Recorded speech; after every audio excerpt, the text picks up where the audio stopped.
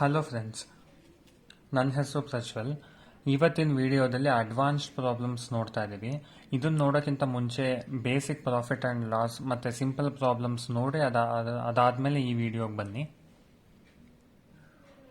Problems ನೋಡ್ತಾ ಹೋಗೋಣ. A reduction of 20% in the price of mangoes enables a person to purchase 12 more for rupees 15. The price of 16 mangoes before reduction was. ಅಂದರೆ ಒಂದಷ್ಟು 15 ರುಪೀಸ್ಗೆ ಒಂದಷ್ಟು ಮ್ಯಾಂಗೋಸ್ನ ಅವ್ನು ತೊಗೋತಾ ಇದ್ದ. ಆದರೆ 20% ಕಮ್ಮಿ ಆಗಿರೋದ್ರಿಂದ ರೇಟು ಅವನಿಗೆ 12 ಮ್ಯಾಂಗೋಸ್ ಜಾಸ್ತಿ ಸಿಗ್ತಾ ಇದೆ. ಹಂಗಾದ್ರೆ 16 ಮ್ಯಾಂಗೋಗೆ ರೇಟ್ ಕಮ್ಮಿ ಆಗೋಕ್ಕಿಂತ ಮುಂಚೆ ಎಷ್ಟು ರೂಪಾಯಿ ಆಗ್ತಾ ಇತ್ತು ಅಂತ ಕೇಳ್ತಾ ಇದ್ದಾರೆ. ನೋಡೋಣ. 15 ರುಪೀಸ್ಗೆ ಮೊದಲಿಂದ ಅವನು ಮ್ಯಾಂಗೋಸ್ ತಗೋತಾ ಇದ್ದ. ಅದರಲ್ಲಿ 20% ರೇಟ್ ಕಮ್ಮಿ ಆಗಿದೆ. 20% ಅಂದರೆ 20/100 ಅಂದರೆ 3 ರೂಪಾಯಿ ರೇಟ್ ಕಮ್ಮಿ ಆಗಿದೆ. ಅವನಿಗೆ 3 ರೂಪಾಯಿಗೆ 12 ಮ್ಯಾಂಗೋ ಜಾಸ್ತಿ ಕೊಡ್ತಾ ಇರ್ತದೆ. 3/12 ಅಂದರೆ 1 ಮ್ಯಾಂಗೋಗೆ 1/4 ಅಂದರೆ 25 ಪೈಸೆ ಬೀಳ್ತಾ ಇತ್ತು. ರೇಟ್ ಎಷ್ಟು ಕಮ್ಮಿ ಆಗಿದೆ? 20% ಕಮ್ಮಿ ಆಗಿದೆ. ಅಂದರೆ 80%ಗೆ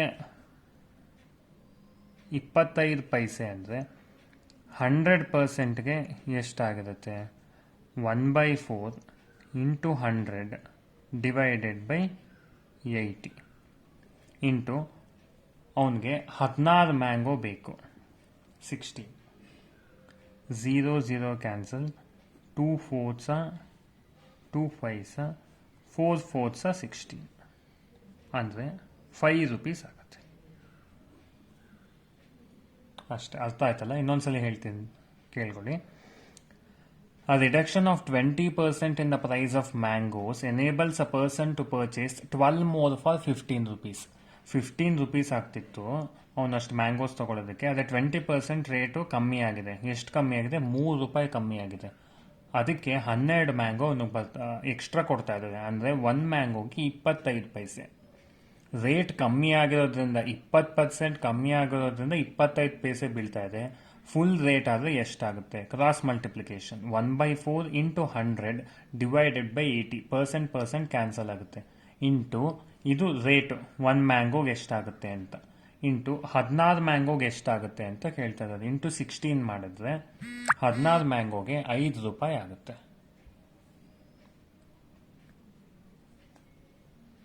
ಗೊತ್ತಾಯ್ತಲ್ಲ? ವಿಡಿಯೋ ಪ್ರಾಬ್ಲಮ್ಸ್ ಎಲ್ಲ ಅರ್ಥ ಆಗ್ತಾ ಇದ್ರೆ ನಿಮ್ಮ ಕಮೆಂಟ್ ಸೆಕ್ಷನ್ನಲ್ಲಿ ನೀವು ಕಮೆಂಟ್ ಮಾಡಿ ತಿಳಿಸಿ. ನೆಕ್ಸ್ಟ್ ಪ್ರಾಬ್ಲಮ್ ನೋಡೋಣ. A person bought an article and sold it at a loss of 10%. ಒಂದು ಆರ್ಟಿಕಲ್ ತೊಗೊಂಡಿದ್ದಾನೆ, 10 ರೂಪಾಯಿ, 100ಕ್ಕೆ 10 ರೂಪಾಯಿ ಹಂಗೆ ಕಮ್ಮಿಗೆ ಮಾರಿದ್ದಾನೆ, 10%. If he had bought it for 20% less and sold it for rupees 55 more, then he could have had a profit of 40%. ಅಂದರೆ 20% ಕಮ್ಮಿಗೆ ಅವ್ನು ತಗೊಂಬಂದು 55 ರೂಪಾಯಿಗೆ ಜಾಸ್ತಿಗೆ ಮಾರಿದ್ರೆ ಅವನಿಗೆ 40% ಪ್ರಾಫಿಟ್ ಆಗ್ತಾ ಇತ್ತು ಅಂತ ಹೇಳ್ತಾ ಇದ್ದಾರೆ. ಅಂದರೆ ಕಾಸ್ಟ್ ಪ್ರೈಸ್ ಎಷ್ಟು ಅಂತ ಕೇಳ್ತಾ ಇದ್ದಾರೆ. ಕಾಸ್ಟ್ ಪ್ರೈಸ್ನ 100% ಅಂತ ತಗೊಳ್ಳೋಣ. 100% ಕಾಸ್ಟ್ ಪ್ರೈಸ್ ಫಸ್ಟ್ ಟೈಮು 10% ಲಾಸಲ್ಲಿ ಮಾರಿದ್ದಾನೆ.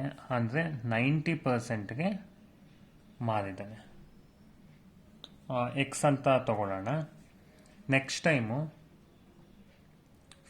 20% ಕಮ್ಮಿಗೆ ತೊಗೊಂಬಂದಿದ್ದಾನೆ. ಅಂದರೆ 80% ಕಮ್ಮಿಗೆ ತೊಗೊಂಬಂದಿದ್ದಾನೆ. ಆದರೆ 40% ಪ್ರಾಫಿಟಲ್ಲಿ ಮಾರಿದ್ದಾನೆ. 40% ಪ್ರಾಫಿಟ್ ಆ್ಯಡ್ ಮಾಡಿದ್ರೆ 8 4s 32 ಅಂದರೆ 112% ಮಾರಿದ್ದಾನೆ. ಎಷ್ಟು ರೂಪಾಯಿಗೆ ಮಾರಿದ್ದಾನೆ? X plus 55 ರುಪೀಸಿಗೆ ಮಾರಿದ್ದಾನೆ. ಗೊತ್ತಾಯ್ತಲ್ಲ? ಫಸ್ಟ್ 100%ಗೆ ತಗೊಂಡ, 10% ಕಮ್ಮಿಗೆ ಮಾರಿದ ಅಂದರೆ 90%ಗೆ ಮಾರಿದ್ದಾನೆ. ಅದನ್ನು ರೂಪೀಸ್ ಎಕ್ಸ್ ಅಂತ ತಗೊಂಡ್ರೆ, ನೆಕ್ಸ್ಟ್ ಟೈಮು 20% ಕಮ್ಮಿಗೆ ತೊಗೊಂಬಂದಿದ್ದಾನೆ. ಇಲ್ಲಿ ಹೇಳಿದಾರಲ್ಲ 20% ಲೆಸ್ ಅಂದರೆ 80%ಗೆ ತೊಗೊಂಬಂದಿದ್ದಾನೆ. 40% ಪ್ರಾಫಿಟ್ ಯಾವಾಗಲೂ ಕಾಸ್ಟ್ ಪ್ರೈಸ್ ಮೇಲೆ ಕ್ಯಾಲ್ಕುಲೇಟ್ ಮಾಡೋದು. 80 40%, 32. 32 plus 80 is 112%. Idar value x plus 55 rupees, 55 more. Therefore, ಎಷ್ಟು ಪರ್ಸೆಂಟ್ ಡಿಫರೆನ್ಸ್ ಇದೆ? 90 ಇಂದ 112, 22%. 22% ಈಸ್ ಈಕ್ವಲ್ ಟು ಇದ್ರ ಡಿಫರೆನ್ಸು 55 ರುಪೀಸ್. ಯಾಕೆಂದರೆ ಎಕ್ಸ್ ಸೇಮ್ ಇದೆ, ಹಾಗಾಗಿ 55 ರುಪೀಸ್ ಡಿಫರೆನ್ಸ್ ಇದೆ. ಅವ್ರು ಕೇಳ್ತಾ ಇರೋದೇನು, ಕಾಸ್ಟ್ ಪ್ರೈಸ್ ಎಷ್ಟು ಅಂತ. ಕಾಸ್ಟ್ ಪ್ರೈಸ್ 100% ಅಂತ ತಗೊಂಡಿದ್ದೀವಿ. ಎಷ್ಟು ಅಂತ ಇಲ್ಲಿ ಕ್ಲಿಯರಾಗಿ ಕಾಣುತ್ತೆ. ಇದು 2.5 ಟೈಮ್ಸ್ ಇದೆ. 11 2 11 5 2 5 ಕ್ಯಾನ್ಸಲ್ ಮಾಡಿದ್ರೆ 2.5 ಟೈಮ್ಸ್ ಇದೆ. therefore 100 into 2.5 is 250 rupees. Option 3. Next problem ನೋಡೋಣ.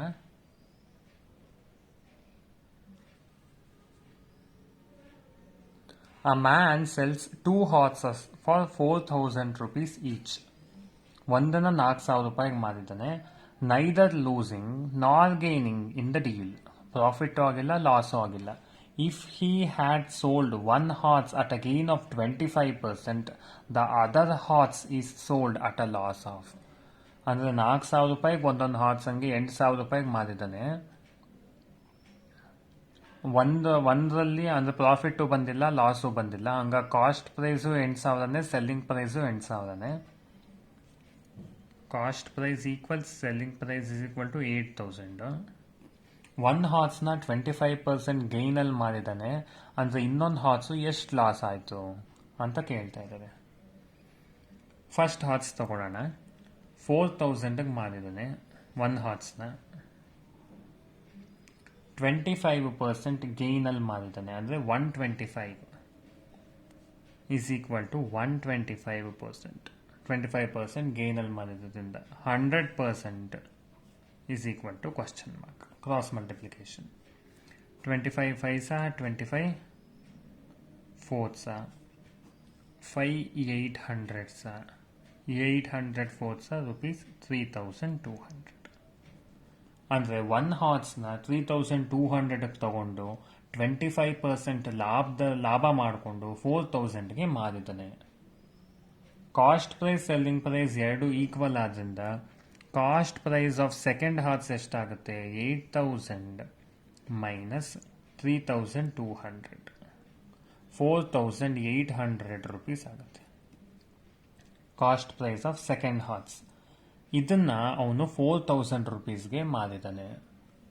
ಅಂದರೆ ಎಷ್ಟು ಲಾಸ್ ಆಯಿತು? 800 rupees ಲಾಸ್ ಆಯಿತು. ಎಷ್ಟರ ಮೇಲೆ? 4,800 ಮೇಲೆ 800 ಲಾಸಲ್ಲಿ ಮಾರಿದ್ರೆ 4,000ಗೆ ಮಾರಿದ್ದಾನೆ.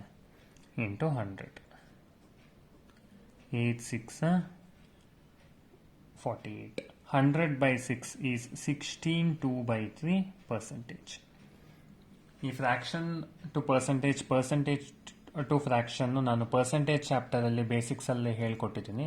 ಆ ವಿಡಿಯೋ ನೋಡದೇ ಇರೋರು ಕೂಡ ಅದನ್ನು ಪ್ಲೇಲಿಸ್ಟಲ್ಲಿ ಹೋಗಿ ನೋಡ್ಬೋದು. 16 2/3% ಅಷ್ಟು ಲಾಸಲ್ಲಿ ಮಾರಿದ್ದಾನೆ.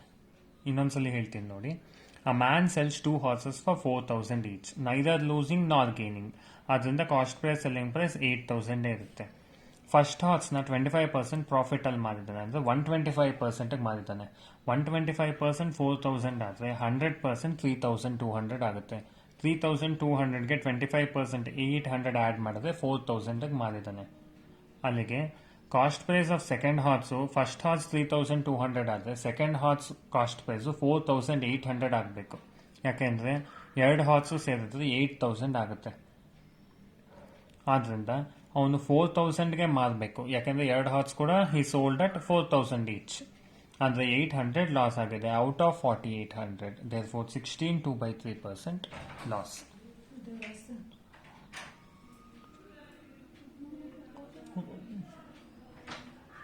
After giving 2 successive discounts of 5% and 10%, the selling price of an article is 1,881.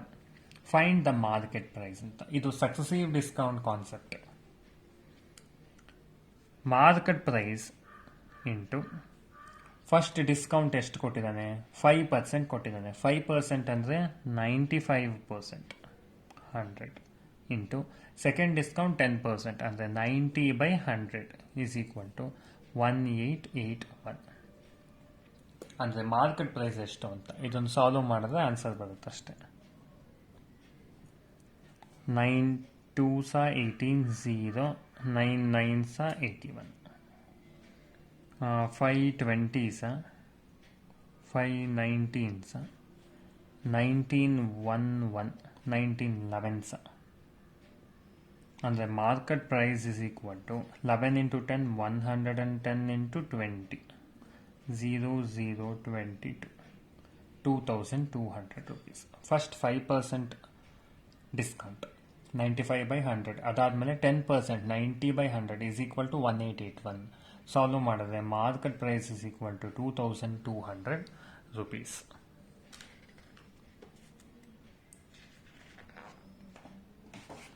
Next problem ನೋಡೋಣ.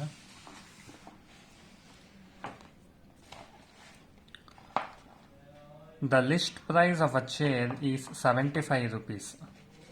A customer is given 2 successive discount. He pays 63 rupees 45 paise. If the first discount is 10%, find the second discount ಅಂತ ಕೇಳ್ತಾ ಇದ್ದಾರೆ. ಇವಾಗ 75 rupees list price ಅಂದರೆ mark price ಎಲ್ಲ ಒಂದೇ. ಅದರಲ್ಲಿ 10% discount 7.5 ಅಂದರೆ 67.5 rupeesಗೆ ಒಂದು ಡಿಸ್ಕೌಂಟ್ ಆಗಿ ಪ್ರೈಸ್ ಬಂತು. ಆದರೆ ಅವನು ಮಾಡಿರೋದು 63 rupees 45 ಪೈಸೆಗೆ. ದೇರ್ಫೋರ್ 4 rupees 5 ಪೈಸೆ ಅದಾದಮೇಲೆ ಇನ್ನೂ ಡಿಸ್ಕೌಂಟ್ ಕೊಟ್ಟಿದ್ದಾನೆ. ಫರ್ದರ್ ಸೆಕೆಂಡ್ ಡಿಸ್ಕೌಂಟ್ ಎಷ್ಟು % ಡಿಸ್ಕೌಂಟ್ ಕೊಟ್ಟಿದ್ದಾನೆ ಅಂತ ಕೇಳ್ತಾ ಇದ್ದಾನೆ. ಅಂದರೆ 4 rupees 5 paise divided by 67 rupees 50 paise. Point ಇದು ಎರಡು ತೆಗ್ದಾಕಿದ್ರೆ ಆಯಿತು, ಇಂಟು 100. ಇದನ್ನು ಸಾಲ್ವ್ ಮಾಡಿ 1 1 0 cancel. 135 3s 135 5s 5 1s 5 2s 6%. 2 successive discounts ಕೊಟ್ಟಿದ್ದಾನೆ. ಸೆಕೆಂಡ್ ಡಿಸ್ಕೌಂಟ್ ಎಷ್ಟು ಅಂತ ಕೇಳ್ತಾ ಇದ್ದಾರೆ. ನಥಿಂಗ್ ಬಟ್ 6% ಬಂತು. ಲಾಸ್ಟ್ ಪ್ರಾಬ್ಲಮ್ ಪ್ರಾಫಿಟ್ ಆ್ಯಂಡ್ ಲಾಸ್ಗೆ. ಮುಂದೆ ಇನ್ನು ಅಡ್ವಾನ್ಸ್ಡ್ ಪ್ರಾಬ್ಲಮ್ಸ್ ಬಂದರೆ ಅದು ಕೂಡ ನಾನು ಮೇನ್ಸ್ ಲೆವೆಲ್ಗೆ ಸಪ್ರೇಟಾಗಿ ವೀಡಿಯೋಸ್ ಮಾಡಿ ಕೊಡ್ತೀನಿ. ಈ ವಿಡಿಯೋ ಇಷ್ಟ ಆಗಿದ್ರೆ ನಿಮ್ಮ ಫ್ರೆಂಡ್ಸ್ ಜೊತೆ ಲೈಕ್ ಮಾಡಿ, ಶೇರ್ ಮಾಡಿ, ಮತ್ತು ಚಾನಲ್ಗೆ ಸಬ್ಸ್ಕ್ರೈಬ್ ಮಾಡ್ಕೊಳ್ಳಿ. ಆ shopkeeper marks his goods in such A way that after allowing a discount of 10%, he gains 26%. For how much percent above the cost price is the marked price ಅಂತ ಕೇಳ್ತಾ ಇದ್ದಾರೆ. ನಿಮಗೆ ಪರ್ಸೆಂಟೇಜ್ ಚೆನ್ನಾಗಿ ಅರ್ಥ ಆಗಿದ್ರೆ ಇಲ್ಲಿ ನೋಡಿದ ತಕ್ಷಣ ಗೊತ್ತಾಗುತ್ತೆ. 10% ಡಿಸ್ಕೌಂಟ್ ಕೊಟ್ಟ ಮೇಲೆ 26% ಪ್ರಾಫಿಟ್ ಆಗಬೇಕಂದ್ರೆ 26% ಪ್ರಾಫಿಟ್ ಅಂದರೆ 126%. 10% ಡಿಸ್ಕೌಂಟ್ ಕೊಟ್ಟು ಇದಾಗಬೇಕು ಅಂದರೆ 140%. ಯಾಕೆಂದರೆ 140ಲಿ 14% ಡಿಸ್ಕೌಂಟ್ ಕೊಟ್ಟರೆ 126 ಬರುತ್ತೆ. ಆದ್ದರಿಂದ ನೀವು ಬ್ಯಾಂಕ್ ಎಕ್ಸಾಮ್ಸಲ್ಲಿ ಟೈಮ್ ಇರೋದಿಲ್ಲ. ನೀವು ಎಷ್ಟು ಚೆನ್ನಾಗಿ ಫ್ರ್ಯಾಕ್ಷನ್ಸ್ ಪರ್ಸೆಂಟೇಜ್ ಪ್ರಾಕ್ಟೀಸ್ ಮಾಡ್ತಾ ಇದ್ರೆ ಅಷ್ಟು ಬೇಗ ಇದೆಲ್ಲ ಫ್ಲ್ಯಾಶ್ ಆಗುತ್ತೆ. ಅಥವಾ ನೀವು ಸಾಲ್ವ್ ಮಾಡಬೇಕು ಅಂದರೆ ಆ shopkeeper marks the goods in such A way that after allowing a 10% discount ಅಂದರೆ ಮಾರ್ಕ್ ಪ್ರೈಸ್ನ ಇಂಟು 10% 90/100 10% ಡಿಸ್ಕೌಂಟಲ್ಲಿ ಮಾಡ್ತಾ ಇದ್ದಾನೆ. ಆದರೆ 26 rupees ಪ್ರಾಫಿಟ್ ಬರ್ತಾ ಇದೆ ಅಂದರೆ 126. ಅಂದರೆ ಟೋಟಲ್ ಎಷ್ಟು ಜಾಸ್ತಿ ಮಾಡ್ತಿದ್ದಾನೆ ಕಾಸ್ಟ್ ಪ್ರೈಸ್ಗಿಂತ ಅಂದರೆ ಮಾರ್ಕ್ ಪ್ರೈಸ್ ಎಷ್ಟು ಅಂತ ಕ್ಯಾಲ್ಕುಲೇಟ್ ಮಾಡಬೇಕು. 0 0 cancel. 9 1s 9 4s. Mark price is equal to 14 into 10 140. Mark price 140, cost price 100 ಆದ್ದರಿಂದ 40% marked above the cost price. Thank you.